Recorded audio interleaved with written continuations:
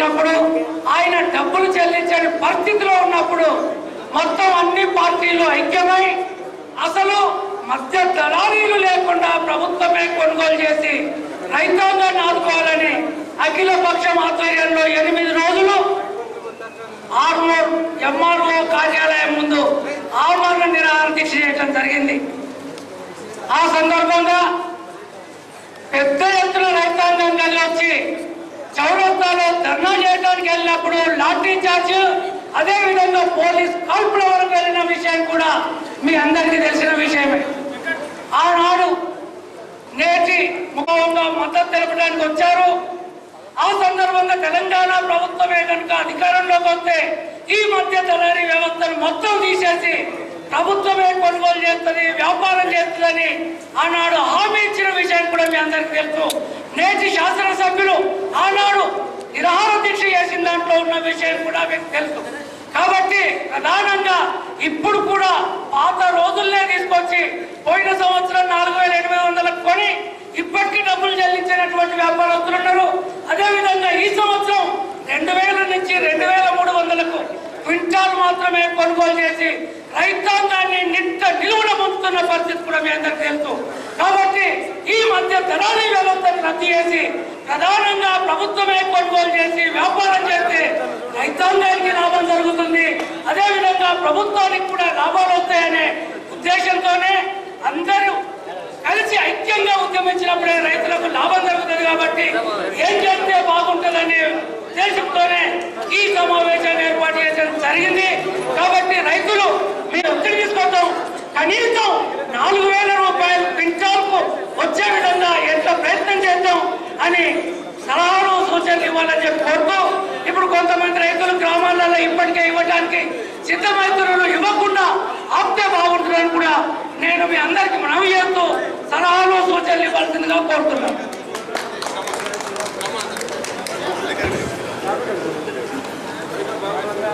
బయటున్న అన్నలందరూ కూడా సభావేదిక మధ్యలోకి రావాల్సిందిగా కోరుతా ఉన్నాము.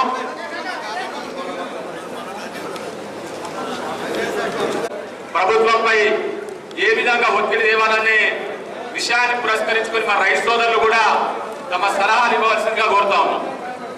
ఇప్పుడు ఆలూరు చెందిన రైతు సోదరుడు మందిప్రెడ్డిని మాట్లాడవలసిందిగా కోరుతాం. పెద్దలందరికీ నా యొక్క నమస్కారాలు. మరియు రైతులు ఇంతమందిని ఏకం చేయడం కూడా ఒక ఛాలెంజ్ తగ్గ విషయం. మరి మా ఆలూరు గ్రామం నుండి దాదాపు 200 మంది రైతులు వచ్చాము. మరి మిగతా గ్రామాల నుండి వచ్చిన వాళ్ళందరికీ కూడా ఈ ర్యాలీకి మద్దతు ఇవ్వడం మన రైతుల తరఫున నేను అందరికీ అభినందనలు తెలుపుతున్నాను. మరి ఈరోజు మనం సమావేశం అయింది ఎర్రజొన్నల మద్దతు ధర. గతంలో మనకు ఎర్రజొన్నల మద్దతు గురించి ఇంతకుముందు మన ఆర్పూర్ పట్టణంలోనే కాల్పులు జరిగినాయి. మరి అలాంటి ఘటనలు మర్చిపోయినా కానీ మనకు ఇంకా రైతులకు ధర దక్కకపోవడంతో మనం ఇంకా కొట్టుమిట్టాడుతున్నాం. మనం అన్ని ఖర్చులు పెట్టి పంట పండిస్తున్నాం. అమ్ముకునే టైంకి వచ్చేసరికి సరైన గిట్టుబాటు ధర రాక మనము చతికిలబడిపోతున్నాం. మరి దీనికి మనకు కావాల్సింది మనం ఐక్యత. ప్రతి ఒక్క కులంలో కానీ వేరే ఇతర సంఘాలలో కానీ ప్రతి ఒక్క ఉద్యోగస్తులు కానీ అందరూ ఐక్యంగా ఉంటున్నారు. కానీ రైతులు ఐక్యం చేయడానికి కొందరు పెద్దలు ముందుకొచ్చారు, వారికి చాలా ధన్యవాదాలు. మరి మనం కూడా అర్థం చేసుకొని ఏకమై ఏ గవర్నమెంట్ ఉన్నా సరే, గతంలో ఆంధ్రప్రదేశ్ అయినా సరే, ఇప్పుడు తెలంగాణలో మన తెలంగాణ ప్రభుత్వం ఉన్నా సరే, కానీ మనం రైతులం మనకు కావాల్సిన ధర కోసం కొట్లాడడానికి మనం కృషి చేయాలి. కానీ మనము ఈ ధర గురించి పలువురు వచ్చి మాట్లాడామని చెప్పేలోపు ఏకంగా మనమే దాన్ని డీలా వడగొట్టేసి వ్యాపారులను లాభం చేసే పనిగా మనమే రైతులు మనం ప్రోత్సహిస్తాం. కాబట్టి రైతుల తరఫున మేము ఇప్పుడు ఉన్నటువంటి ప్రభుత్వానికి కోరుకునేది ఒకటే, మాకు గవర్నమెంట్ ద్వారానే ఎర్రజొన్నలు కొనుగోలు చేయాలి. కనీస మద్దతు ధర 4,200 కూడా కాదు, 5,000 రూపాయలు చెల్లించి రైతులకు ధర కట్టిస్తేనే రైతులు బాగుపడతారు. లేకుంటే రైతులని రాజ్యం అన్నట్టు ఈ కాలంలో ఉద్యోగస్తులకి మిగతా వాళ్ళందరికీ వాళ్ళు వేల కొద్ది జీతాలు వేసుకున్నారు. సరే, నాయకులు ఉన్నారు, వాళ్ళు కూడా ఏదో కొద్ది మంది పట్టుకొని తనలాడుతున్నారు. కానీ వారికి నాయకులకు కూడా రైతుల తరఫున అందలేదు. మరి రైతులు రాజకీయ పరంగా రాకుండా మనం పంట పండించిన వాళ్ళు మనం అనుకున్నంత ధర అమ్ముకోవాలనే దృఢ నిశ్చయంతో మనం గట్టిగా వాదిస్తే గవర్నమెంట్ గట్టిగా కోరుకుంటే గవర్నమెంట్ ఎందుకు దిగినారు. కాబట్టి ఈ ర్యాలీ ఇంతలో అయిపోకుండా ఈ సంవత్సరం కాకుండా ఈ సంవత్సరం ఆల్రెడీ కొన్ని జొన్నలు పోషణం మన ధర కూడా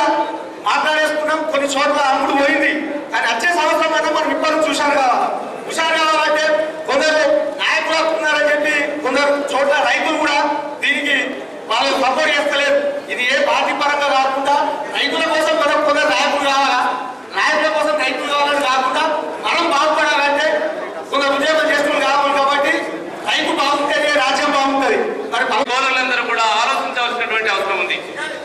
మీ దగ్గర కూడా ఇలాంటి చర్చ జరుగుతుందేమో. మీ పిల్లగాడు ఏం చేస్తాడు అంటే హైదరాబాద్ లో జాబ్ చేస్తాడు అంటే పిల్లనిచ్చినటువంటి పరిస్థితులు కనబడతా ఉన్నాయి. మా వాళ్ళు వ్యవసాయం చేస్తున్నట్టే పిల్లలు పరిస్థితులు గ్రామాలలో ఉన్నాయి. అంటే పిల్లలు ఇవ్వద్దు వ్యవసాయం చేస్తే అనేటటువంటి ఆలోచన కలిగినటువంటి అంశాలు ఈ రోజు రైతులు ఎదుర్కొంటా ఉన్నారు. అంటే దేశానికి అన్నం పెట్టే రైతన్నకు, దేశానికి అన్నం పెడుతున్నటువంటి రైతన్నకు పిల్లనిచ్చినటువంటి ఆ కుటుంబాల్లో అంటే ఎంత అన్యాయం, ఎవరి దీని గురించి ఆలోచన చేయాలని చెప్పేసి ఆలోచన చేయాలి. ఈ రోజు కొత్తగా తెలంగాణ ఏర్పడితే నీళ్ళు వస్తాయి, నిధులు వస్తాయి, మన పంటలు మంచిగా అమ్ముకోవచ్చు, మార్కెట్ చేసుకోవచ్చు అని చెప్పేసి మాట్లాడి అధికారంలోకి వచ్చినటువంటి టీఆర్ఎస్ ఈ రోజు మేము అధికారంలోకి వస్తే వ్యవసాయ విధానం తీసుకొస్తాం, వ్యవసాయ పంటలకు మార్కెట్ భరోసా కల్పిస్తామని చెప్పి అధికారంలోకి వచ్చినటువంటి వాళ్ళు ఈ రోజు విజ్ఞాన మాటలు మాట్లాడుతూ రైతులందరినీ కూడా ఈ రోజు అందరినీ కూడా రోడ్ల పాలు చేస్తున్నటువంటి పరిస్థితి కనబడతా ఉన్నది. ఈ రోజు బీడీ కార్మికులు రోడ్ల మీద ఎక్కుతున్నారు, రైతులను ఆత్మహత్యలు చేసుకుంటున్నారు, రైతులు పట్టణాలకు వలసపోతున్నారు. అంటే నిరుద్యోగం రోజు రోజు పెరిగిపోతా ఉన్నది, రోజు రోజు ఉపాధి కలుగుతున్నది. దీనికి పరిష్కారం ఎవరితో పాటే అంటే కుటుంబ పాలన, 4 చక్రాల పాలన నడుస్తూ ఉన్న పరిస్థితి ఈ రోజు మనం చూస్తా ఉన్నాం. కాబట్టి రైతులందరికీ మార్కెట్ లో ఒక భరోసా కలిగించి, రైతు విధానాన్ని ప్రకటించి మార్కెట్ లో భరోసా కల్పించేంత వరకు మనం ఉద్యమం చేయాలా. అలాంటి ఉద్యమానికి అందరినీ కలుపుకొని అందరి అఖిలపక్ష స్థాయిలో ఈ ఉద్యమాన్ని బలోపేతం చేయడానికి మేమందరం కూడా మీతో భుజం కలుపుతామని చెప్పేసి ఈ సందర్భంగా తెలియజేస్తా ఉన్నాం.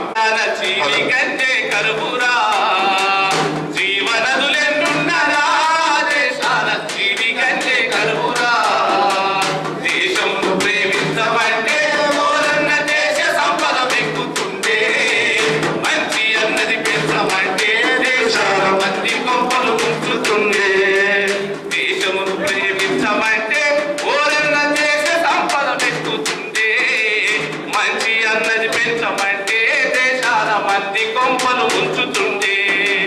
దేశంలో ప్రేమించమంటే ఓరన్న దేశ సంపద ఎక్కుతుండే, మంచి అన్నది పెంచమంటే దేశాల మంది కొంపలు ముంచుతుండే. అంటే ఇలాంటి పరిస్థితి గాంధీలు ఆనాడు, కాల్చేలు ఈనాడు, నెహ్రూలు ఆనాడు, మెహతలు ఈనాడు, నెహ్రూలు ఆనాడు, మెహతలు ఈనాడు, నెహ్రూలు ఆనాడు, మెహతలు ఈనాడు, గాంధీలు ఆనాడు, కాల్చేలు ఈనాడు, నెహ్రూలు ఆనాడు, మెహతలు ఈనాడు, నెహ్రూలు ఆనాడు, మెహతలు ఈనాడు, నెహ్రూలు ఆనాడు, మెహతలు ఈనాడు. నేత మేసిరి నేతలు దేశాన్ని కోతకిచ్చిరి ప్రభువులు, వేద వేసిరి నేతలు దేశాన్ని కోతకిచ్చిరి ప్రభువులు. ఆ దేశంలో ప్రేమించమంటే ఓరన్న దేశ సంపద ఎక్కుతుండే, మంచి అన్నది పెంచమంటే దేశాల మంది కొంపలు ముంచుతుండే, మంచి అన్నది పెంచమంటే దేశాల కొంపలు ముంచుతుండే. అందుకే ఓ రైతన్న నీ పిల్ల చెల్లా సల్లంగున్నారా అంటూ ఓ పల్లెటూరి కూలి రైతా నీ పిల్ల చెల్లా సల్లంగున్నారా, ఓ కూలి రైతా, ఓ పేద రైతా, ఓ పల్లె రైతా, నీ పిల్ల చెల్లా సల్లంగున్నారా. ఓ పల్లెటూరి కూలి రైతా, సల్లంగున్నారా, నీ పిల్ల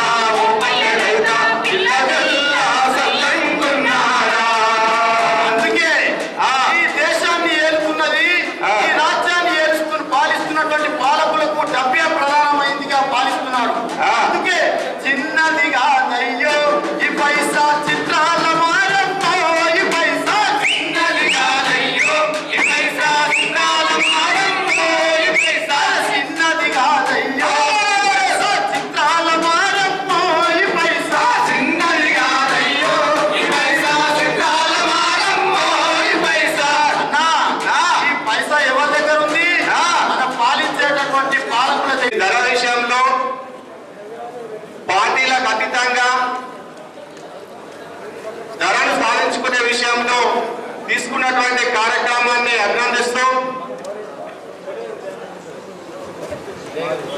ముఖ్యంగా ఈ ధర పోయిన సంవత్సరం 4,800 అంటే ఈ సంవత్సరము ధర లేదంటుంటే ఒక గ్రామంలో 2,070, ఒక గ్రామంలో 2,300, ఒక గ్రామంలో 2,450, ఇలా ఒక్కొక్క గ్రామంలో 4 రకాలుగా గ్రామానికి ఒక ధర నిర్ణయించేసి పూర్తిగా ఈ దళారులు మన రైతుల్ని నగ్గడం వస్తున్నారు. మనం ఒక విషయాన్ని ఇక్కడ గమనించాలి. ఒక ఊర్లో 2,450 ఇస్తే ఒక ఊర్లో 2,000 ఇస్తున్నారు. అంటే 2,450 ఇచ్చిన గ్రామంలో అదే ఎర్రజొన్న, 2,000 ఇచ్చిన గ్రామంలో అదే జొన్న. మరి పంటలో తేడా లేనప్పుడు, పంటంతా ఒకటే అయినప్పుడు ఈ ధర ఎందుకు తేడా ఉండాలనేది మనం అందరం కూడా ఒకసారి ఆలోచించుకోవాల్సిన అవసరం ఉంది. ఈ సంఘాలకు వచ్చేసి సంఘాలలో వాళ్ళకు సిండికేట్ ఏర్పడి ఎవరు రాకుండా ఒక్కళ్ళే వచ్చి రైతులతోటి సంఘమంతా ఒక్కళ్ళకే ఇవ్వాలని చెప్పేసి ఒక ధరకు అగ్రిమెంట్ చేసుకొని పెరిగినా పెరగకపోయినా అదే ధరకి ఇవ్వాలని చెప్పేసి ఒక కండిషన్ గా పెట్టుకొని మన అవసరాన్ని ఆధార చేసుకొని, అంటే మన అవసరం అంటే ఈ పంట అమ్మేస్తే ఆ డబ్బులు వస్తే వేరే వారికి పెట్టుబడి ఇవ్వడం కోసం ఉపయోగపడతాయనే ఒక తొందరతో పాటు ఈ పంటను ఈ దళాలకు ఇవ్వకపోతే మనం విడివిడిగా ఎక్కడ అమ్ముకోలేము అనే ఒక ఆలోచనతోటి వాళ్ళు చెప్పిన ధరకే మనం ఇచ్చేస్తున్నాము. ఒక గ్రామంలో 2,000, ఒక గ్రామంలో 2,300 ఉంటే 300 రూపాయల చొప్పున దాదాపు ఒక 100 క్వింటాలు వెళ్తే ఒక రైతుకు 30,000 రూపాయలు లాస్ అవుతున్నారు అక్కడ. ఇది మనం గమనిస్తలేము. మన చేళ్లలో మనము జొన్న వేయడం కానీ లేదా ఒక కూలి పెట్టే విషయంలో కానీ మనకంటే ఎక్కువ మన ఇంట్లో ఆడవాళ్ళు ఒక కైకి పిలిస్తే 300 రూపాయలు పోతాయి. ఎందుకు మనమే కొంచెం ఎక్కువ కష్టపడము, మనమే వేసుకుందామని చెప్పేసి ఒక కూలికి ఇచ్చే విషయంలో అంత జాగ్రత్తగా ఆలోచిస్తుంటే మనము ఇక్కడ 30,000 అవుతుంటే కూడా ఆలోచించలేని పరిస్థితులలో మనం ఉన్నాము. ఆ దళారులేమో వాళ్ళు సంపాదించుకోవడం కోసము ఏకమై ఒకటిగా ఉండి ధరను తగ్గిస్తే మరి మనం పంట పండించిన విషయంలో మనకు రూపాయి ఎక్కడ రావాలనే విషయంలో మనం ఏకం కాలేకపోతున్నాము. నేను ఒక విషయాన్ని మీకు చెప్తాను. 1997, 95 అనుకుంటా నేనప్పుడు ఉద్యమంలో ఉన్నప్పుడు, అంటే ఒక సూటి చెప్పాలంటే అన్నంలో జరిగినప్పుడు ఇదే రైతులు ఒక సంవత్సరం 700 రూపాయలు ఎర్రజొన్న పోస్తే ఒక సంవత్సరం 600కు చేసిండ్రు.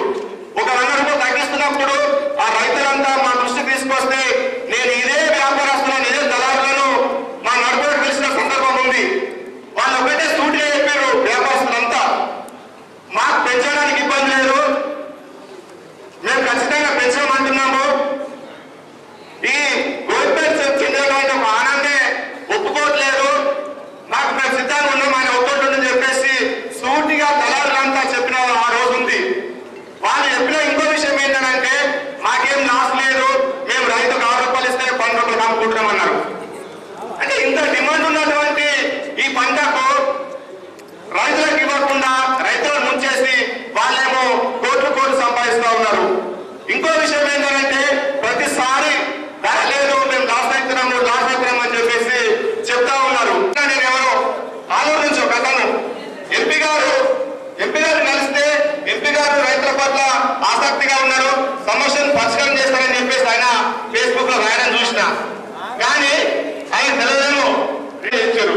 ఆ 40,000 ఇచ్చినప్పుడు కూడా అదే వ్యాపారి ఊర్లలో వాళ్ళకున్న సుత్తరికాన్ని, ఊర్లలో పెద్దరికం ఉన్న వాళ్ళను జన్మంగా పెట్టి వాళ్ళని పనిచేసి తప్ప వాళ్ళు మాత్రం ఆస్తులు అమ్ముకొని డబ్బులు సందర్భం ఎక్కడ లేదు.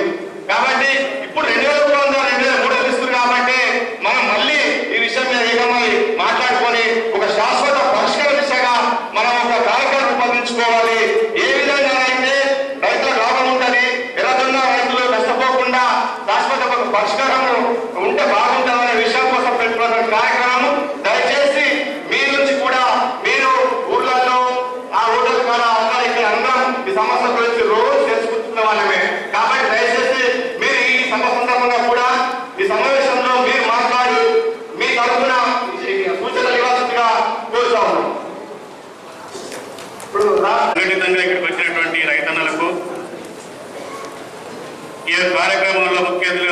చేసినటువంటి శ్రీ ఎర్రజొన్న అంటేనే ఆర్మూరు అంటేనే ఎర్రజొన్న.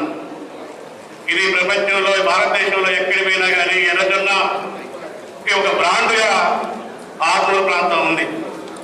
ఇలాంటి ఆర్మూరు ప్రాంతంలో పండినటువంటి పంటకి గిట్టుబాటు ధర కల్పించాల్సినటువంటి బాధ్యత ఎవరు పరిపాలించేటువంటి ఆ ప్రభుత్వం ఉంటుంది. ఇప్పుడు ఈ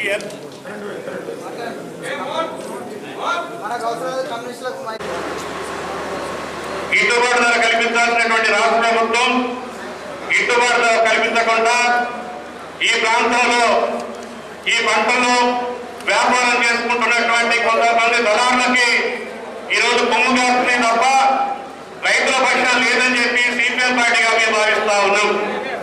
నిజంగా ఈ ప్రభుత్వానికి రైతుల మీద ప్రేమ ఉంటే రైతుల పక్షాన నిలబడేటువంటి ప్రభుత్వం నిరూపించుకోవడం అంటే కనీసం ధరని ఈరోజు నిర్ణయించాల్సినటువంటి బాధ్యత ఈ ప్రభుత్వం మీద ఉంది. లేకపోతే ఈ ప్రాంతంలో రైతుల్ని దోచుకుంటున్నటువంటి దళారుగా కేసీఆర్ చరిత్రలో నిలవాల్సి వస్తుందని చెప్పి మేము హెచ్చరిక చేస్తున్నాము. ఈరోజు ఉన్నటువంటి పరిస్థితుల్లో లేస్తే రైతు రాజ్యాలని, రైతులకు సబ్సిడీ ఇస్తామని, రైతులకు రుణాలు ఇస్తున్నామని ఈరోజు పెద్ద పెద్ద మాటలు చెప్తా ఉన్నారు. కానీ నిజంగా తెలంగాణ రాష్ట్రం వచ్చిన కానీ ఇప్పటిదాకా చూసినట్టయితే తెలంగాణ రాష్ట్రంలో ఇప్పటికీ 3,000 మంది రైతులు ఆత్మహత్య చేసుకున్నారు. ఈ ఆత్మహత్య చేసుకోవడానికి కారణం ఎవరంటే ఈ ప్రభుత్వ విధానం తప్ప రైతులు కాదని చెప్పి చెప్పదలుచుకుంటున్నాను. సబ్సిడీ మీద విత్తనాలు సరఫరా చేయరు, మేలైనటువంటి ఎరువులు ఇవ్వరు, ప్రభుత్వ బ్యాంకుతోని రుణాలు ఇవ్వరు. ఈరోజు వడ్డీ వ్యాపారులను ఆశ్రయించి వడ్డీని కట్టలేక పండించినటువంటి పంటని మార్కెట్లో తీసుకొస్తే ఆ మార్కెట్ కి ధర లేకపోవడం వల్ల ఈరోజు రైతన్నలు ఆత్మహత్య చేసుకుంటున్నారు. రైతన్నలు ఆత్మహత్య చేసుకున్న తర్వాత ఎక్స్ప్రెస్ ఇస్తా అని చెప్తున్నారు. రైతన్న చచ్చిపోయిన తర్వాత ఎక్స్ప్రెస్ ఇవ్వడం కాదు ప్రభుత్వం. రైతన్న బతుకున్నప్పుడు రైతే రాజులా బతికేటప్పుడు బతికే విధంగా ఈరోజు అన్ని విధాలు ఆదుకోవాలని చెప్పి ఈరోజు మేము డిమాండ్ చేస్తా ఉన్నాం. విపత్తుకి నకిలీ విత్తనాలు, పురుగు మందులకు నష్టపోయేది రైతు. పంట దిగుబడి రాక నష్టాల ఊపిలో ఉట్టపోయేది రైతు. ప్రకృతి సహకరించి పంట పండితే రాబందుల నీ పంటను తన్నుకపోయేది దళారుడు. 6 కాలం పాటు నీ గంటలు కరిగించి చెంట చుట్టలు దారపోసి పంట తీస్తావు రైతన్న. పండించిన పంటకు ధర నిర్ణయించే అధికారం నీకుండదు రైతన్న. భూ ప్రపంచంలో తాను చేసిన ఉత్పత్తికి వేల కట్టే అప్పు లేనోడివి నీ ఒక్కడివే రైతన్న. మాటల్లోనే కానీ చేతల్లో ఏ సహాయం అందించక ప్రేక్షక పాత్ర వహించే ప్రభుత్వాలు. నీ పంటకు ఇదే ధర నిర్ణయించే హక్కు నీకు రావాలి రైతన్న. త్యాగం, సహనం కాదు, ధైర్యం, తెగింపు నీకు రావాలి. రైతంటే అన్నదాతే కాదు, కన్నెర చేయగల అపార శక్తి అని చూపించు. వారి తరంలో విద్యావంతులు పక్కా వదిలి పల్లెకు వచ్చి సేద్యం చేసే రోజు రావాలి.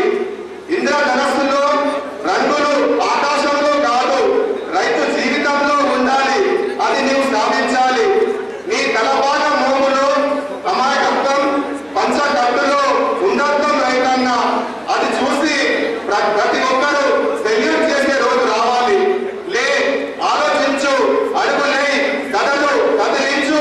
రైతులంతా ఏకమైతే పోయేది ఏమీ లేదు, మన రైతుల కష్టాలు పోవడం తప్ప. ఉద్యమానికి విచ్చేసిన కాంగ్రెస్ పార్టీ, తెలుగుదేశం పార్టీ, వామపక్ష పార్టీల నాయకులకు స్వాగతం పలుకుతూ ఈ సమావేశానికి విచ్చేసిన అన్ని గ్రామాలకు విచ్చేసిన నా అన్నదమ్ములైన రైతు సోదరులందరికీ నమస్కారాలు తెలియజేస్తున్నాను. అన్నా, మన ఈ సమస్య ఈ రోజుది కాదు. 2008 సంవత్సరంలో మనకు జరిగిన అన్యాయానికి ఆ రోజు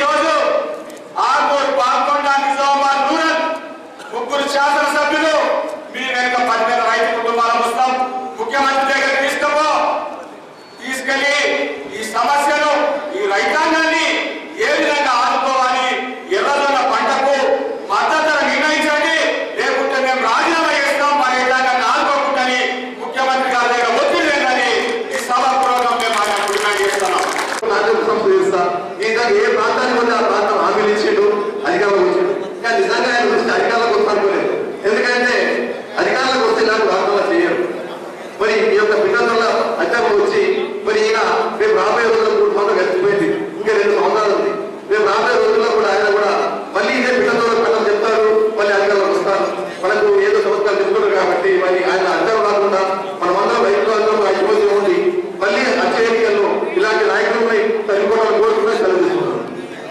తిరిగి అందరినీ కూడా ఇక్కడ తీసుకొచ్చిన పెద్దలు కాంగ్రెస్ పార్టీ మాజీ స్పీకర్ సురేష్ రెడ్డి గారికి, కార్యకర్తలకు, కాంగ్రెస్ పార్టీ జిల్లా అధ్యక్షులు తయారై, అట్లాగే మాజీ శాసనసభ్యులు, అలాగే మార్కెట్ కమిటీ మాజీ చైర్మన్ గారికి, ఎమ్మెల్సీ మాజీ ఎమ్మెల్సీ నర్సారెడ్డి గారికి, పేరు పేరున అందరికీ కూడా వచ్చిన అన్నలందరికీ కూడా ఉద్యమ అభినందనలు తెలియజేస్తా ఉన్నారు. అన్నలు నేను ఒక రెండు ప్రశ్నలు అడుగుతా. గంగన్న, మనం అందరం ఎందుకు వచ్చినాం ఇక్కడికి? అన్నలు ఏంటన్నా మద్దతు ధర కావాలని వచ్చినాం. ఇంకేమైనా డిమాండ్ పెడదాం అనుకుంటున్నామా అన్న? ప్రభుత్వమే కొనాలని చెప్పేసి అడుగుదాం అనుకుంటున్నామా లేదా? ఎంత అన్న పసుపు ఓకే, ఎదురుతున్నప్పుడు గింటాలకు ఎంత కావాలి?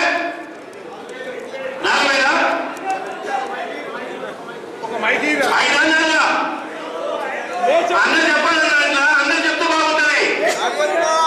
చేతులు పడండి. 40,000 ఓకే అన్నారు. అయితే సీల్ వ్యాపారులు దళాలు కొనాలన్నా సర్కారు కొనాలన్నా చెప్పండి. సర్కారు కొనాలన్నా దళాలు కొనాలన్నా? సర్కారు అన్నా. మనం నోరు ఇవ్వకపోతే ఈ సర్కారు నుండి చెవులు ఇవ్వలేము. మన చెవులు ఇవ్వాలంటే మనందరం మన గట్టిగా మన డిమాండ్ని చెప్పాలి. అందుకే నిరంతరం సర్కారు కొనగా ఉందా? 20,000 అన్న సురేష్ రెడ్డికి 20,000 కొనగా ఉందా సర్కారు? అది ప్రియమైన రైతన్నలారా, ఒక్కసారి మన మూటిని, మన ఐక్యతని ఈ చెవుడి సంఘానికి నిలబడే విధంగా ఎదుర్కొన్న రైతుల ఐక్యత అంటే మనం ఐక్యం ఉందామా వీడిపోదామా? మీరే చెప్పాలి. ఎదుర్కొన్న రైతుల ఐక్యత అన్నది ఎన్నుకున్నది వినవద్దలేదో మనకు వినవద్దలేదు. ఎదుర్కొన్న రైతుల ఐక్యత, ఎదుర్కొన్న రైతుల ఐక్యత. దయచేసి కుర్చీ మీద కూర్చున్న పిక్కలని చెప్పేసి నాగేశ్వర గారు ఎప్పుడే చెప్పారు. మాటకాలి తెలంగాణ యాసని మాట్లాడే మనందరినీ కూడా మోసం చేసిన ప్రధానమైన వ్యక్తి కేసీఆర్. అయ్యా, ఈరోజు ఆర్మూరు ప్రాంతానికి ఒక చరిత్ర ఉంది. ఆ చరిత్రే పోరాట చరిత్ర. తెలుగు అక్షరాల్లో, ఇంగ్లీష్ అక్షరాల్లో మొదట అక్షరమే మనది. రైతుల్ని ఐక్యం చేయడంలోనూ, రైతుల్ని పోరాటంలో దిగ్గడంలోనూ ఈరోజు తెలంగాణ రాష్ట్రంలో, ఉమ్మడి రాష్ట్రంలో మనం ముందు వస్తూ ఉన్నాం.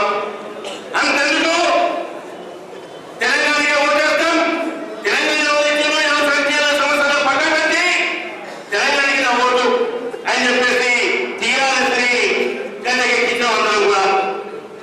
అయితే గద్దెకెక్కించిన తర్వాత రైతులు ఉన్నది మాఫీ చేస్తామని చెప్పేసి చెప్పిన కేసీఆర్ ఈ రాష్ట్రంలో తన హామీని నిలబెట్టుకోకుండా ఎక్కువని చెప్పేసి ప్రయత్నంలో భాగంగా ఈ రాజేంద్రతో ఒక ప్రకటన చేపించారు. సాధ్యమైతే తెలియదు ఒకేసారి అన్నప్పుడు ఈ తెలంగాణ రాష్ట్రంలో 6 రైతే టీఆర్ఎస్ జనరల్ పూర్తి పూర్తి చేస్తా ఉన్నాను. ఆ చరిత్ర నిజమం కదా. అందుకనే కేసీఆర్ జీవన్ రెడ్డి కప్ప అని చెప్పేసి నేను చెప్తాను. ఏంటంటే జై జవాన్ జై కిసాన్ అని దేశ స్వతంత్రం వచ్చినప్పటి నుంచి మనం అందరం చిన్నప్పుడు స్కూళ్ళలో 15th August 26 జనవరికి ఈ ఊళ్ళో తిరుగుతూ జై జవాన్ జై కిసాన్ అని చెప్పి కానీ ఈ రోజుకు దాదాపు 75 సంవత్సరాల స్వతంత్రంలో రైతుల పరిస్థితి ఎక్కడ వేసిన గుమ్మడిలాగా ఎక్కడ వేసిన గుమ్మడి అక్కడే ఉన్నటువంటి పరిస్థితి.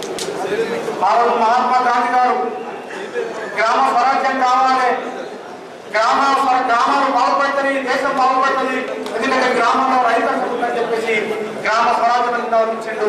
కానీ ఆ నినాదము ఇలా ఒక నినాదంగా మారింది తప్ప గ్రామాలు అభివృద్ధి ఉన్నాయి. గ్రామ ప్రజలు దిగల్సి గురవుతున్నాం. రైతు రాజు, రైతే అన్నం పెడతాడు ఈ దేశ ప్రజలకి, రైతే వెన్నెముక ఈ దేశ ప్రజలకి.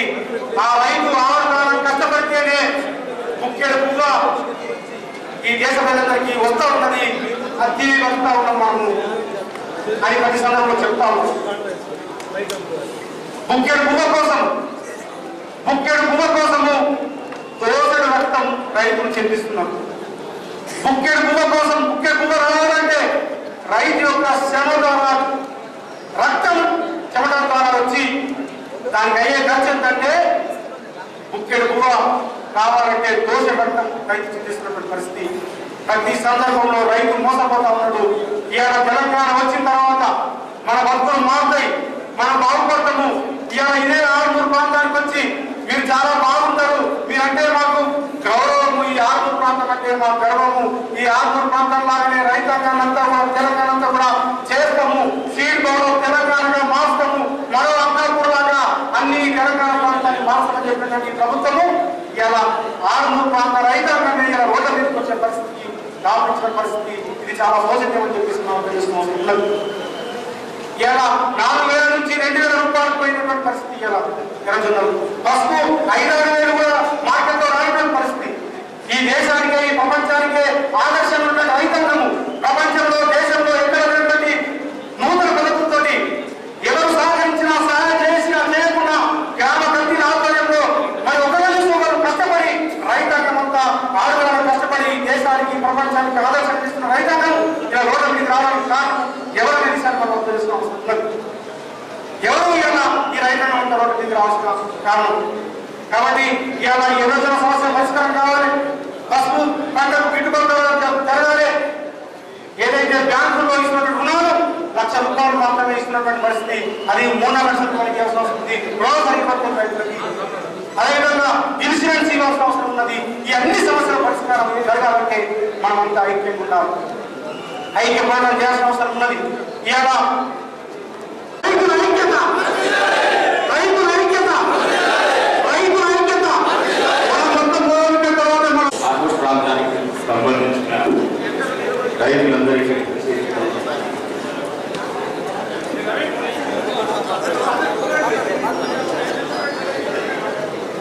అలాగే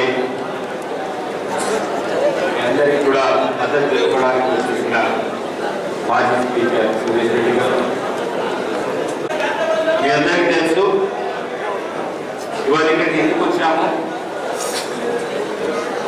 ముఖ్యంగా రైతు సమస్యలపై చర్చించడానికి, రైతులకు న్యాయం జరగాలి. ఈ దేశాన్ని చూస్తుంటే, దేశ రైతుల పరిస్థితి చూస్తుంటే చాలా బాధ అవుతుంది. అన్నదాతకి ఇంత కష్టం వస్తే రేపు మనం అన్నం పెట్టడానికి అన్నదాత లేకపోతే మన పరిస్థితి ఏంటిది? ఇవాళ పరిస్థితి ప్రభుత్వ గణాంకాలు ఏం చెప్తున్నాయంటే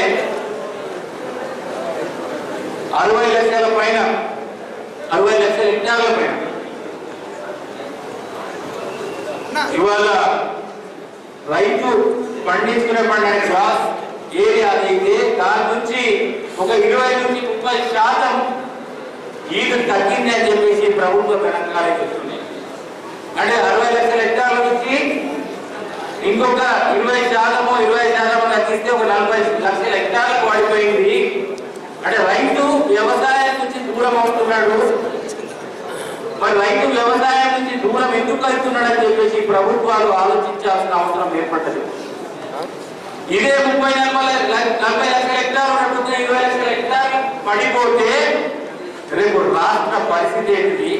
మనకు అన్నం పెట్టే అన్నదాత మనం ఏం పెట్టాలి? అన్నదాత మన నుంచి పారిపోతుంటే వ్యవసాయం నుంచి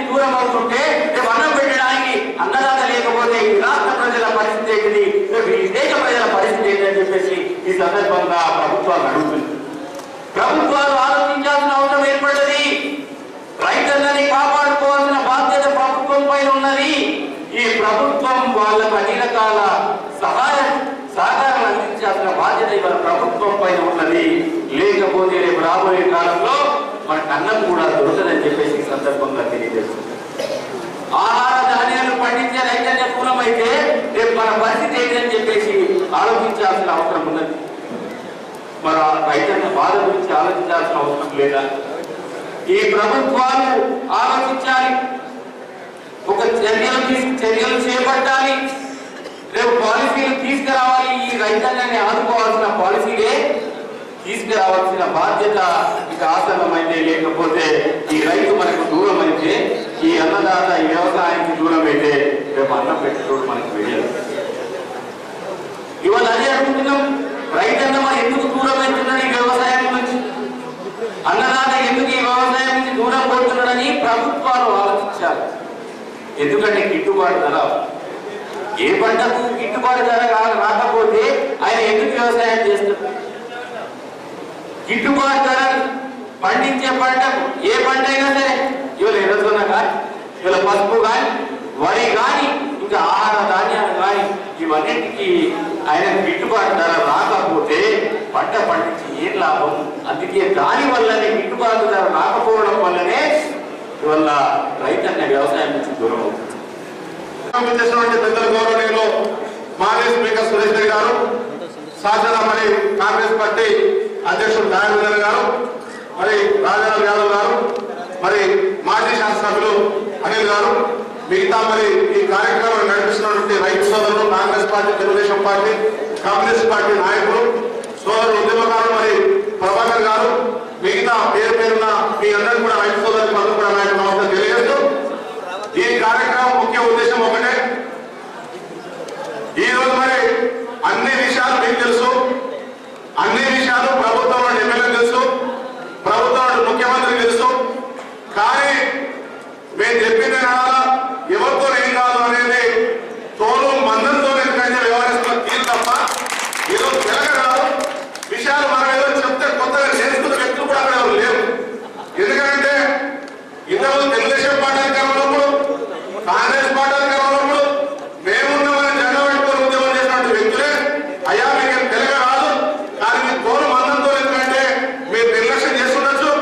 ఎందుకంటే ఈయన చాలా మంది రేపు పొద్దున నిలబడి ఏమవుతున్నారు, ఎందుకంటే అసలు రైతు సమస్యల గురించి మాట్లాడలేకపోతే టీఆర్ఎస్ పార్టీ ఎమ్మెల్యేలు మొట్టమొదటిగా మాట్లాడే ఎమ్మెల్యేలు ఏంటంటే రేపు ఇద్దరు తలమాసిన ఎమ్మెల్యేలు ఏంటంటే ఇంత ప్రెస్లు పెడతాం మా కార్యక్రమం అయిపోయిన తర్వాత ఏం మాట్లాడతారంటే అసెంబ్లీ కానీ ఏంటంటే రైతుల మీద కాకపోతే తెలుగుదేశం పార్టీ అలాగే మాట్లాడే అర్హత లేదు, ఆర్మూడు ఎందుకంటే కాకపోతే కాంగ్రెస్ పార్టీకి మాట్లాడే అర్హత లేదు.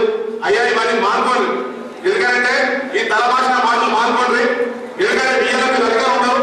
తెలంగాణ ప్రజలు మన రాష్ట్ర ముఖ్యమంత్రి, మన ప్రాంత వ్యక్తి ముఖ్యమంత్రి అయితే మన ప్రాంత న్యాయం జరుగుతుందని చెప్పేసి తెలంగాణ కోరుకొని మీరు గుడ్డోళ్ళైనా ఎండోళ్ళైనా మిమ్మల్ని గెలిపించి సీట్ల కూర్చోబెట్టున్నాయా, మిమ్మల్ని ముఖ్యమంత్రులు చేశారు, మీరు మిమ్మల్ని ఎమ్మెల్యేలు చేశారు, పనికిరాని వాళ్ళు ఎమ్మెల్యే చేశారు, పనికిరాని ముఖ్యమంత్రులు చేశారు. మరి ఇంతకన్నా ఇంకే కావాలా?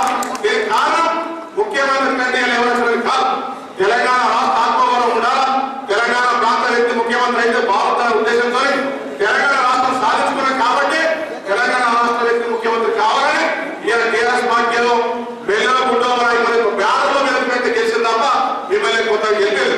సరే ఏదేమైనా మీకు 5 సంవత్సరాలు అవకాశం ఇచ్చారు కాబట్టి మిమ్మల్ని 5 సంవత్సరాలు ఒక్క రోజు బాధపడకుండా పరిపాలన చేయమంటున్నాం. తెలంగాణ రాష్ట్రం దేనికోసం రైతాంగం కోరుకుందో అవి పూర్తిస్తారు మనం నెరవేరని చెప్పేసి మేము డిమాండ్ చేస్తా ఉన్నాం. ఒకటే ఒకటి డిమాండ్ చేస్తున్నాం. ఇవాళ ఎందుకంటే ఈ రాష్ట్ర ప్రభుత్వానికి కొత్త అయిపోవాల్సిన అవసరం లేదు. ఎందుకంటే ఈ ఎర్రజనులు అసలు ఎవరు కొంటారనేది నాకు తెలుసు, రాష్ట్ర రైతాంగం తెలుసు. కేవలం 3-4 రాష్ట్రాల ప్రభుత్వాలు కొట్టే ఆర్మూలమైన రైతు ఇలా ఎర్రజనులు ఎక్కడ కూడా ఉన్నాయి. కేవలం ఆర్మూరు, కొంచెం బాగా మెట్పల్లి, బాలకొండ, ఈ 3-4 నియోజకవర్గాలు ఎర్రజనులు పడుతుంది. ఇవేదో మరి ప్రైవేట్ వ్యక్తులు కొనే వ్యక్తులు కాదు. కేవలం ఎందుకంటే డాక్టర్ స్టేట్స్ అది బీహార్ కావచ్చు, ఉత్తరప్రదేశ్ కావచ్చు,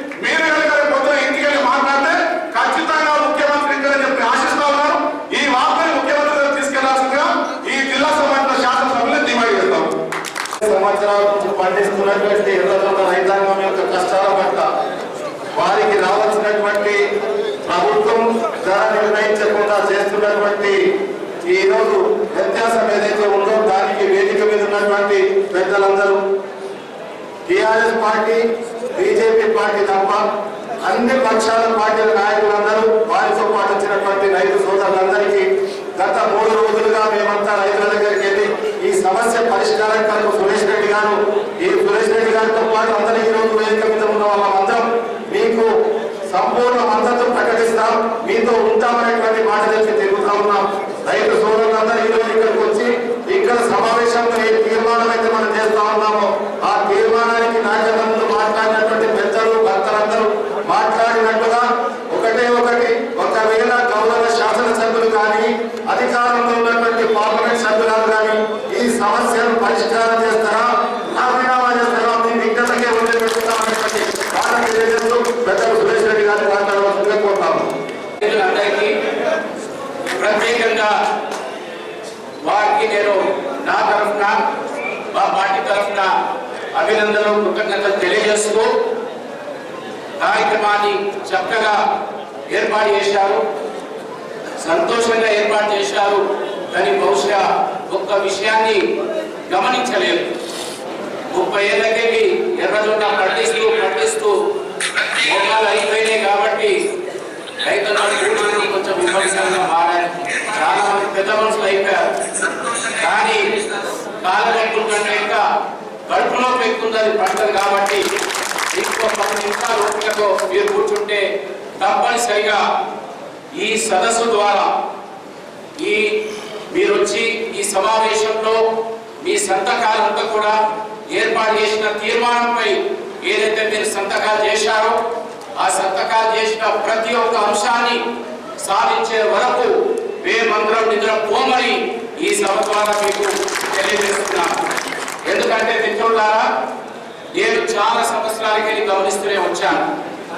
ఇప్పుడు మా మిత్రులు సిపిఎం నాయకులు మాట్లాడుతూ చెప్పారు, మంత్రుల జీతాలు పెరుగుతున్నాయి, ఎమ్మెల్యేల జీతాలు పెరుగుతున్నాయి, పార్లమెంట్ లో చికెన్ బిర్యానీ 10 రూపాయలు ఉన్నది 5 రూపాయలకు పడిపోయాలి అని మాట చెప్పారు. వాస్తవమే. ఎందుకంటే నేను ఎమ్మెల్యే అయినప్పుడు ఆ రోజు నా జీతం 1500 రూపాయలు. ఈ రోజు జీతం ఎమ్మెల్యే గారిది 2 లక్షల రూపాయలు. నేను ఎమ్మెల్యే అయినప్పుడు పసుపు పంట ఆ రోజు 2000 ఉండేది. మరి ఆ రఫ్తార్తో 1000 రూపాయల 2000 రూపాయలు ఉన్న జీతం 2 లక్షలకు పుడితే మరి 2000 ధర ఉన్న పసుపు ఏ ధర పుట్టారో మీరు ఒకసారి ఆలోచించుకోండి. 3 లక్షలు మొన్న 3 లక్షలు పెరిగింది. ఎందుకంటే పెరుగుతూనే ఉంటుంది. దానికి కారణం ఏంటంటే మిత్రులారా, మనము ఈ చర్యలన్నీ, మన కోరికలన్నీ, మన ఉద్యమాలన్నీ కూడా మనమైతే రోడ్ల పాలవుతున్నాం, లేకుంటే తోట్ల పాలవుతున్నాం. మీరు చేసిన పోరాటాలకు సమర్థవంతంగా ఒక మార్గ రూపంగా పరిష్కారం అయ్యే విధంగా ఆ ఓపిక మీలో లేదు, దాన్ని కొనసాగించే అంతకంటే కోపం మాలో లేదు. కాబట్టి ప్రతిసారి ఇది ఒక రాజకీయ అంశంగా మారిపోయారు తప్ప పరిష్కార మార్గంగా మారలేదు. అందుకొరకే ఎప్పుడైతే ఈ ప్రాంత పెద్దలు ఎర్రజొన్న పండించే రైతులు, పసుపు పంట పండించే రైతులు ఏర్పాటు చేసి ఈసారి పంట 2000, 3000కే పరిమితం అయిపోయింది, మనం ఒక పెద్ద ధర్నా కార్యక్రమం చేస్తాం, మీరందరూ కూడా మీ పార్టీ తరఫున రావాలి అని చెప్పినప్పుడు నేను నా ఒక అంశాన్ని నేను మీతో మనం చేస్తాను. మీరు రోడ్లు అయితే ఎక్కుతూనే ఉన్నాము, కానీ రోడ్డు కాకుండా మనం ఒక మీటింగ్ లాగా ఏర్పాటు చేసి ఈ అంశానికి వెంటనే ఏం చర్య జరగాలి, మధ్యతరం చర్యలు ఏం జరగాలి, దూరకాలం చర్యలు ఏం జరగాలి అని ఒకసారి అవగాహన చేసుకున్న తర్వాత ఆ తీర్మానాన్ని రేపు సురేష్ రెడ్డి ఉన్నా ఇంకెవరున్నా మరి రైతులకు న్యాయం జరిగేంత వరకు అది కొనసాగుతూనే ఉంటుంది. కాబట్టి అటువంటి కార్యక్రమాన్ని మనం రూపొందితే మరి రాజకీయ పరంగా మాకు, పోరాటం చేసే పెద్దలుగా మీకు, మరి వచ్చిన రైతన్నలకు న్యాయం చేసిన వాళ్ళమైతమనే ఉద్దేశంతో మరి ఈ రోజు కొన్ని అంశాలు చేపట్టడం జరిగాయి.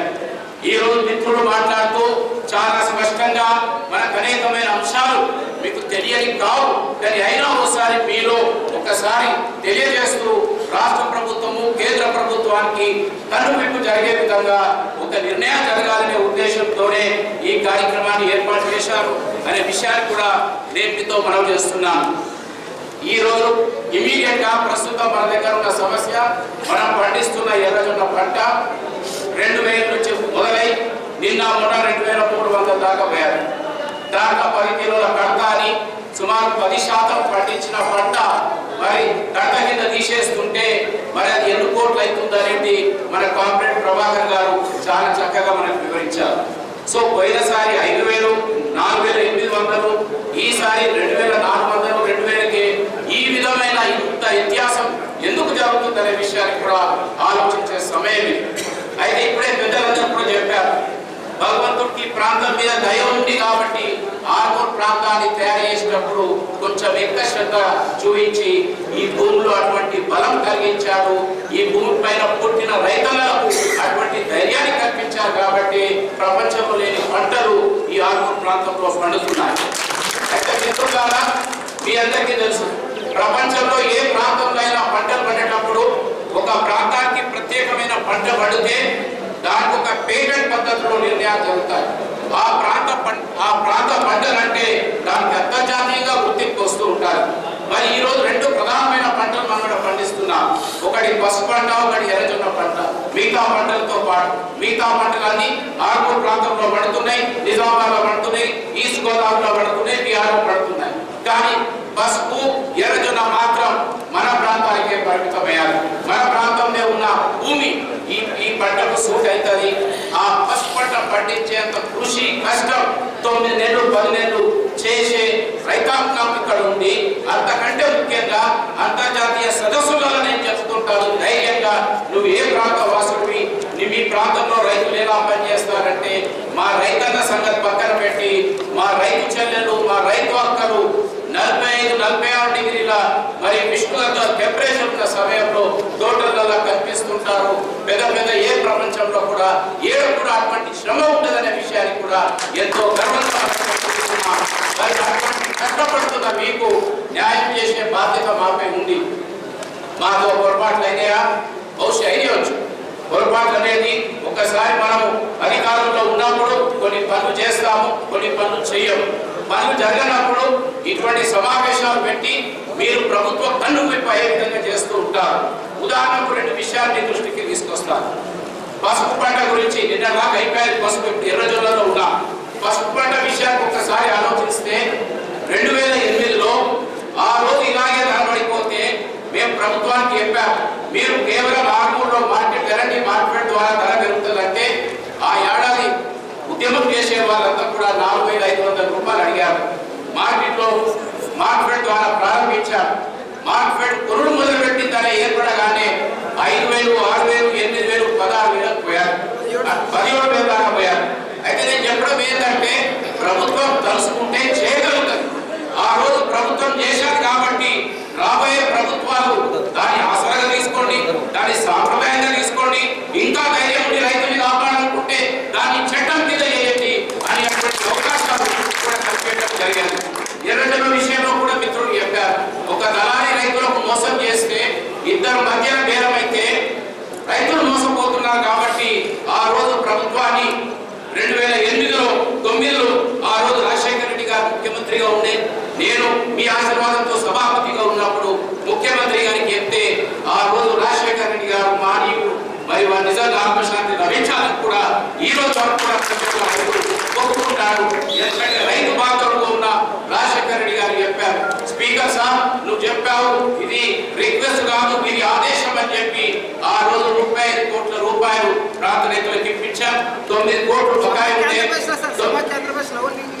9 కోట్లే బాకీ ఉంటే దానికి ఆ లీగల్గా కొన్ని ఇబ్బందులు ఉన్నాయి, అది త్వరగా పూర్తి చేసి అప్పచెప్తామనే మాట చెప్పారు. అయితే నేను ఈ మాట మీకు ఎందుకు వివరిస్తున్నా అంటే మిత్రులారా, గతంలో జరిగాలి. ఎప్పుడైతే రైతన్న కష్టంలో ఉంటాడో ప్రభుత్వం ముందుకు రావాలి. ప్రభుత్వం ముందుకు రావాలంటే గత దాఖలాలు ఉన్నాయి కాబట్టి ఈసారి కూడా మీరు ఎందుకు రారు? 2000 వరకు 10% పంట మరి ఈ విధంగా తీసుకుంటప్పుడు మోసం చేసినప్పుడు ప్రభుత్వంపై బాధ్యత ఉందా లేదా అని వారు ఆలోచించే సమయం ఇదనే మాట ఎలక్షన్ సమయంలో చెప్పారు.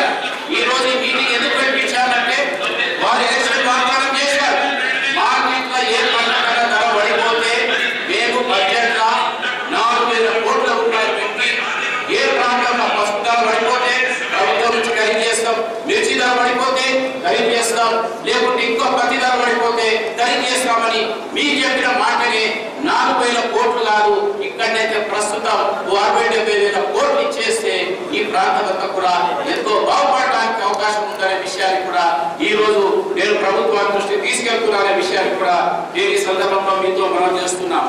జరుగుతుంటాయి. ఇప్పుడే చెప్పారు, మన నర్సన్న మాట్లాడుతూ చెప్పాడు, నర్సరెడ్డి గారు ఎక్స్ఎమ్మెల్సీ గారు, మరి వారు ఎక్స్ఎమ్మెల్సీ కాక ఇప్పుడు తిరుమల తిరుపతి దేవస్థానం మరి బోర్డు మెంబర్ కాబట్టి సాధారణంగా బోర్డు మెంబర్ నిలబడి మాట్లాడుతుంటే ఆ మాటల ద్వారా మనకు ఆశీర్వాదం వస్తుంది వెంకట స్వామి అని విధంగా భావిస్తూ ఉంటారు. కాబట్టి వారు మాట్లాడి ఒక మాట చెప్పారు చక్కగా.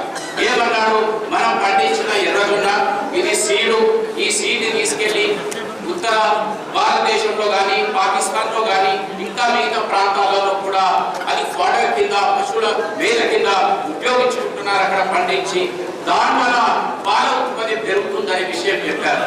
ఈ భారతదేశంలో 2 ప్రధానమైన విప్లవాలు కోరుకున్నారు. ఒకటి గ్రీన్ రెవల్యూషన్ అన్నారు, ఏదైతే రైతాంగాన్ని బాగు చేయడానికి.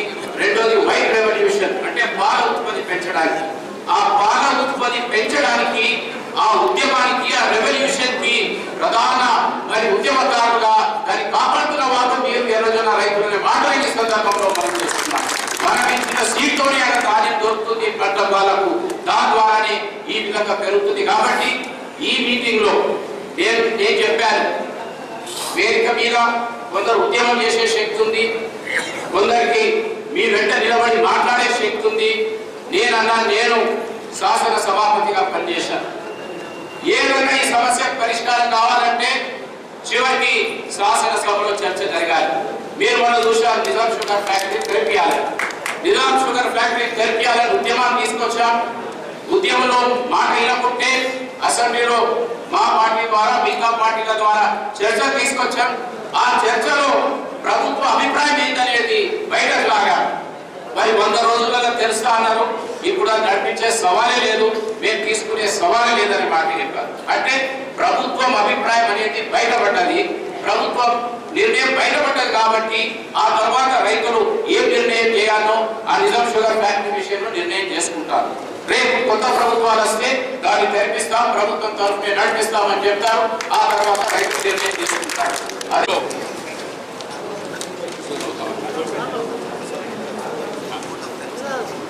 ఈ రోజు 8 అంశాలు ఉన్నాయి. 8 అంశాల్లో ప్రధానంగా మొట్టమొదటి అంశం ధర విషయంలో కూడా ఈ వినతి పత్రాన్ని మనము రాష్ట్ర ప్రధాన కార్యదర్శికి అందజేస్తున్నాం. రాష్ట్ర ప్రధాన కార్యదర్శి అంటే చీఫ్ సెక్రటరీకి ఎందుకు అందజేస్తున్నామంటే ఇక్కడ ఉన్న మనం ఆర్డీఓ గారి ద్వారా వారికి అందజేయాలని ఎందుకు అంటున్నామంటే ఇక్కడ ఆర్డీఓ కానీ కలెక్టర్ కానీ దీంట్లో కొన్ని అంశాలపై నిర్ణయం తీసుకునే వారికి అధికారం లేదు. చీఫ్ సెక్రటరీ ఉంటే ఈ చీఫ్ సెక్రటరీ కొట్టిన తర్వాత ఈ అంశాలపై చర్చించి రైతు సంఘాలతో మాట్లాడి ప్రభుత్వానికి నివేదిక ఇచ్చి ఈ నిర్ణయం తీసుకునే అవకాశం ఉంటుంది. కాబట్టి ఈ విధంగా ఈ 8 అంశాలు దీనిపై ఏర్పాటు చేశారు. ఒక్కొక్క అంశాన్ని మరి మా మిత్రులు రమేష్ రెడ్డి గారు చదువుతారు. దాంట్లో ఏదైనా వివరణ ఇచ్చేది ఉంటే నేను వివరణ ఇస్తా, దాంట్లో మీరు ఏమైనా సూచనలు ఇవ్వాలంటే చేద్దాం. 5 నుంచి 8 నిమిషాల లోపు ఈ కార్యక్రమాన్ని పూర్తి చేసి మనము వెళ్ళి వారికి మీ తరఫున ఆర్మూర్లో జరిగిన రైతు సదస్సుల్లో ఈ నిర్ణయాలు తీసుకున్నారు రైతులు. కాబట్టి ఈ రైతుల పరిష్కారం కొరకు రేపు అసెంబ్లీలో చర్చించేది, ప్రభుత్వంలో చర్చించేది, ఆర్మూర్ మార్కెట్ లో చర్చించేది, ఢిల్లీలో చర్చించే అంశాలన్నిటి పైన కూడా మేమందరం మీ తరఫున మీ నుంచి కూడా కొందరిని తీసుకొని వివరంగా సుదీర్ఘంగా సాధించే వరకు మీ వెంట పోరాడతామనే విషయాన్ని కూడా ఈ సందర్భంగా తెలియజేస్తూ మరి ఈ తీర్మానాన్ని మీకు చదివించాలని మా మిత్రులు రమేష్ గారితో మనం చేస్తున్నాం. ఎర్రజొన్న రైతులకు ఈ సంవత్సరం కనీస మద్దతు ధర 4,000 రూపాయలు క్వింటాలకు వచ్చే విధంగా ప్రభుత్వం చర్యలు చేపట్టాలి. సరుకులు అనుకూలంగా మార్పుంటే దాన్ని యాడ్ చేస్తాం. మొదలైన చదవనియండి. ప్రతి ఏడాది ఎర్రజొన్నలకు ధర రాష్ట్ర ప్రభుత్వం మార్కెట్కు అనుగుణంగా రైతు సంఘాలతో చర్చించి ధర విషయంలో తగిన చర్యలు తీసుకోవాలి. అదేవిధంగా ప్రభుత్వం వాగ్దానం చేసిన విధంగా ధరల స్థిరీకరణ నిధిని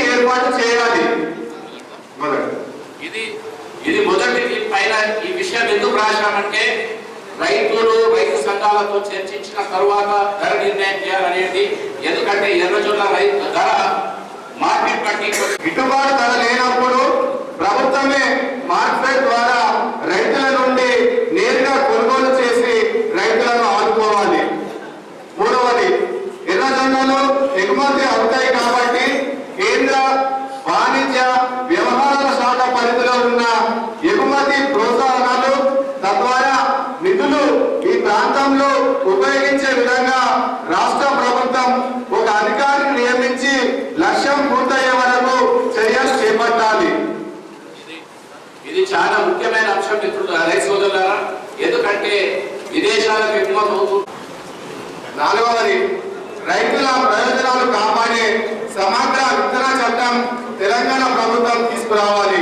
ఈ చట్టం కింద రైతులకు ఎగనామం పెట్టే విత్తన వ్యాపారవేత్తలకు, దళారులకు శిక్ష, జరిమానాలు ఉండే విధంగా ఈ చట్టంలో ప్రత్యేక సెక్షన్ ఉండాలి. లేదా అధికారం కింద బ్యాంకు గ్యారంటీ చెల్లించి తమ పేర్లను నమోదు చేసుకున్న వారు మాత్రమే ఎర్రజొన్న వ్యాపారం చేసుకునే విధంగా నిబంధనలు రూపొందించాలి. ఆగూరు ప్రాంతంలో ఎర్రజొన్న మరియు పసుపు మార్కెట్ యార్డ్ను ఏర్పాటు చేయాలి. నెంబర్ 7, ప్రధానమంత్రి బీమా యోజన ఎర్రజొన్న పంట కూడా వర్తింపు అయ్యేలా తెలంగాణ ప్రభుత్వం కేంద్ర ప్రభుత్వంపై ఒత్తిడి తేవాలి. నెంబర్ 8, రాష్ట్ర స్థూల వ్యవసాయ ఆదాయంలో ఎర్రజొన్న ఉత్పత్తి వ్యాపారం పొందుపరచాలి. ఏటా వ్యవసాయ శాఖ సేకరించే సమాచారంలో ఎర్రజొన్నల కొరకు ఒక ప్రత్యేక పేజీ కేటాయించాలి.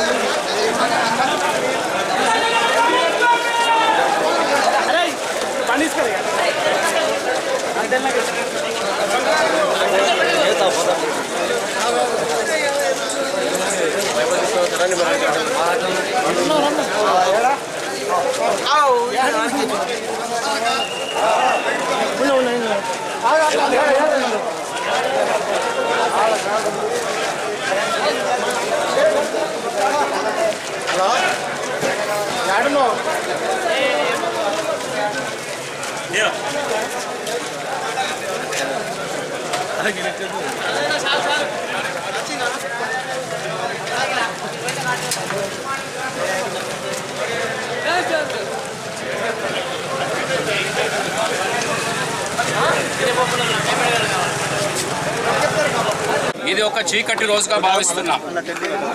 గత వారం రోజుల క్రితమే ఈ ప్రాంత రైతులు ఒక సదస్సు నిర్వహించుకుంటామని, మార్కెట్ యార్డ్ అనుమతి కావాలని మార్కెట్ అధికారులతో కోరితే ఆ అనుమతి ఇవ్వలేకపోయారు.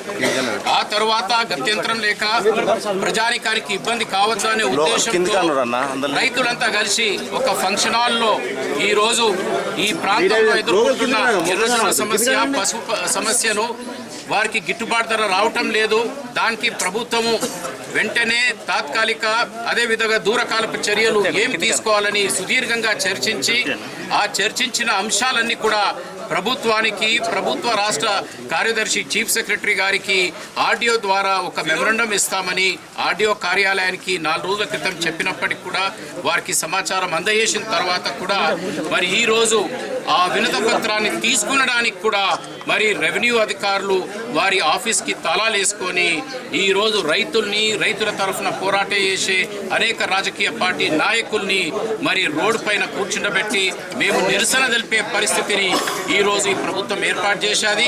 దుర్భాగ్యమైన పరిస్థితి ఏంటంటే ఆడికెళ్ళి మమ్మల్ని అరెస్ట్ చేసి రైతాంగ సమస్యను అధికారులకు అప్పయిప్పే పరిస్థితుల్లో రైతులు లేకుండా ఈరోజు పోలీస్ స్టేషన్లో ఆ మెమొరండం ఇచ్చే పరిస్థితికి తీసుకొచ్చారంటే ఏ విధంగా రైతుల నిర్లక్ష్యము ప్రజాస్వామ్యం కొనసాగుతుందనేది ఈరోజు ఆర్మూర్ సంఘటన ఒక నిదర్శన. కాబట్టి ఈ కార్యక్రమాన్ని ఇక్కడ ఆపకుండా రేపు రాబోయే దినాల్లో తప్పనిసరిగా వెంటనే ఇది రాష్ట్ర శాసనసభలో, రాష్ట్ర ప్రభుత్వం, రాష్ట్ర రాజధానిలో దీనిపై తగిన చర్యలు జరిగే విధంగా, రైతాంగానికి న్యాయం జరిగే విధంగా మా పోరాటం కొనసాగుతూనే ఉంటుంది. అరాచకమైనటువంటి పాలన జరుగుతూ ఉంది. ప్రజాస్వామ్యం కూనియే విధంగా ఆర్మూర్ నడి బజార్లో అంటే మేము రస్తా రోకో చేస్తున్నా పర్మిషన్ ఇవ్వలేనట్టు ఒప్పుకోలేనటువంటి రాష్ట్ర ప్రభుత్వం దురదృష్టకరం. ఎందుకంటే రాష్ట్ర రైతాంగం ఇలా ఆర్మూర్ రైతాంగం ఒక మీటింగ్ పెట్టుకొని ఆర్డీఓ ఆఫీస్కి వెళ్ళి ఆర్డీఓ ఆఫీస్కి రిప్రజెంటేషన్ చేస్తామని చెప్పేసి స్పీకర్ గారు కానీ ఇలా మేము తెలుగుదేశం పార్టీ కానీ మేము ఆల్రెడీ ఇన్ఫర్మేషన్ ఇవ్వడం జరిగింది. ఇన్ఫర్మేషన్ ఇచ్చినప్పుడు ఆర్డీఓ ఉండాలి, ఒక ఆర్డీఓకి వీలు కాకపోతే ఎంఆర్ఓ ఉండాలి. ఎవరు ఎందుకంటే ఆఫీస్కు తాళం వేసుకోక పారిపోయే పరిస్థితి. మేము ఇలా రస్తారోకో చేస్తే పోలీసు వాళ్ళు ఎందుకంటే అరెస్ట్ చేసే పరిస్థితి. కాబట్టి మేము రాష్ట్ర ప్రభుత్వాన్ని ఒకటే డిమాండ్ చేస్తూ ఉన్నాం, మీరు ప్రతిపక్షంగా ఉన్నప్పుడు కాంగ్రెస్ పార్టీని, తెలుగుదేశం పార్టీని మీరు ధర్నాలు చేసిరా లేదా? ఆ రోజు ఆ ప్రభుత్వాలని తప్పుపట్టేసి ఆ రోజు మరి చేసినటువంటి నిర్ణయాలు మేము చేసామని గొప్పగా చెప్పుకొని ఇలా మేము ఎందుకంటే ఎర్రజొన్నల మీద 9 కోట్లు ఇచ్చామని గొప్పగా చెప్పుకున్నారు. సంతోషం. అంటే ఏ అగ్రిమెంట్ల మీద 9 కోట్లు ఇచ్చిండ్రు అంటే రాష్ట్ర ప్రభుత్వమే కొనాలని నిర్ణయం తీసుకున్న దానికి అగ్రిమెంట్ చేసే మీరు 9 కోట్లు ఇచ్చారు కదా, మరి ఆ అగ్రిమెంట్ ఇలా ఎందుకు మరి ఉల్లంఘన జరుగుతున్నది? కాబట్టి మేము రాష్ట్ర ప్రభుత్వాన్ని డిమాండ్ చేస్తున్నాం, ఎప్పుడైతే మీరు 9 కోట్లు ఇచ్చేసి మీరు గొప్పలు చెప్పుకొని రాష్ట్ర ప్రభుత్వం కొనాలని మీరు నిర్ణయం తీసుకొని 9 కోట్లు ఇచ్చామని గొప్పగా చెప్పుకున్నారో, ఈ రోజు కూడా మేము ఎందుకంటే నార్థన్ స్టేట్లో అన్ని స్టేట్లకు స్టేట్ గవర్నమెంట్ ఎందుకంటే ఎర్రజొన్నలు ఉంటుంది కాబట్టి తెలంగాణ రాష్ట్ర ప్రభుత్వం కొని ఆ 3 స్టేట్లకు 3-4 స్టేట్లకు అమ్మమని మేము డిమాండ్ చేస్తూ ఉన్నాం. ఇవాళ 2000కి ఎందుకంటే దళారులు కొనే ప్రయత్నం చేస్తూ ఉన్నారు. దాదాపు ఎందుకంటే 3500 నుంచి 4000 వరకు కొంటే కానీ ఇది ఎందుకంటే రైతులకు గిట్టుబాటు కాదని చెప్పేసి ఇలా Telugu Desam party, Congress party, communist పార్టీలు, రైతాంగ సోదరులందరూ కూడా మరి నాయకత్వంలో ఈ రాష్ట్ర ప్రభుత్వం మీద డిమాండ్ చేసి రేపు జరగబోయే అసెంబ్లీలో తెలుగుదేశం పార్టీ నుంచి, కాంగ్రెస్ పార్టీ నుంచి రాష్ట్ర ప్రభుత్వం ఒత్తిడి తీసుకొచ్చేసి ఎర్రజొన్నల రైతాంగం మరి అండగా ఉంటాయని చెప్పి కార్యక్రమం చేపట్టడం జరిగింది. కాబట్టి ఈ కార్యక్రమానికి వచ్చిన రైతు సోదరులందరికీ కూడా ధన్యవాదాలు తెలియజేస్తాం.